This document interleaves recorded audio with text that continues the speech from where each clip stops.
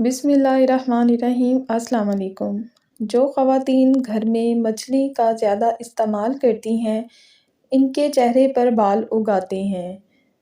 اگر سردی میں آپ کو پیشاب بار بار آتا ہے اور آپ اس کی وجہ سے تنگ ہیں تو خشخاش اور تھوڑے سے سفید تل لے کر انہیں پیس کر رکھ لیں اور رات کو سوتے وقت 1 چمچ کھا لیا کریں، پوری رات آرام سے نیند آئے گی۔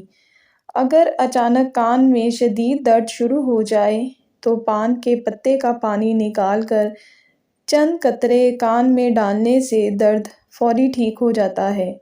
اگر سردی کی وجہ سے پاؤں کی ایڑیاں پھٹ رہی ہوں تو ٹوتھ پیسٹ میں تھوڑا سا شیمپو ملا کر چند منٹ تک پاؤں پر لگا لیں اور کچھ دیر بعد دھو لیں۔ اس سے ایڑیاں بھی ٹھیک ہو جائیں گی اور پاؤں بھی سفید اور خوبصورت ہو جائیں گے۔ جو لوگ رات کو موزے پہن کر سوتے ہیں ان کا بہت بڑا نقصان ہوتا ہے۔ موزے پہن کر سونے سے بلڈ پریشر بڑھ جاتا ہے اور اس سے پیروں کے کینسر کا مسئلہ بھی ہو سکتا ہے۔ پیروں پر ویسلین یا لوشن لگانے کے فوراً بعد موزے نہیں پہننے چاہئیں، اس سے پیروں میں بدبو کا مسئلہ ہو سکتا ہے۔ اگر آپ کے جسم کے کسی بھی حصے پر خشکی کی وجہ سے نشان پڑ جائیں تو ناریل کے تیل سے 2-3 بار مساج کرنے سے نشان ختم ہو جاتے ہیں۔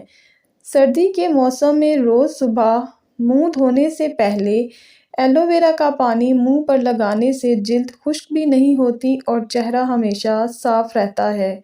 اگر آپ کے کمرے میں بہت زیادہ چھپکلیاں ہیں تو پیاز کے چند پتے لے کر کمرے میں رکھ کر کچھ گھنٹوں کے لیے دروازہ بند کر دیں اور اس کے بعد دروازہ کھول دیں۔ چھپکلیاں اور کیڑے وغیرہ بھاگ جائیں گے اور دوبارہ نہیں آئیں گے۔ کپڑے دھونے کے بعد اکثر خواتین کے ہاتھ عجیب سے ہو جاتے ہیں، ایسے لگتا ہے جیسے کسی بوڑھے شخص کے ہاتھ ہوں۔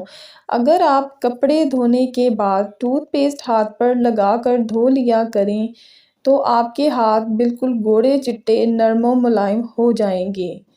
اگر بوٹ پہننے کی وجہ سے آپ کے پیروں میں بدبو آنے لگتی ہے تو تھوڑا سا پانی نیم گرم کر لیں اور اس میں 2-3 چمچ نمک ڈال کر اس میں پاؤں کو ڈبو لیں اور اچھی طرح سے دھو لیں۔ صبح نہار منہ 1 کھانے کا چمچ شہد اور آدھے لیموں کا رس 1 گلاس پانی میں ملا کر پینے سے وزن بہت جلدی کم ہو جاتا ہے۔ ویڈیو اچھی لگے تو ویڈیو کو لائک کر دیں اور چینل کو ضرور سبسکرائب کر لیجیے گا۔ شکریہ۔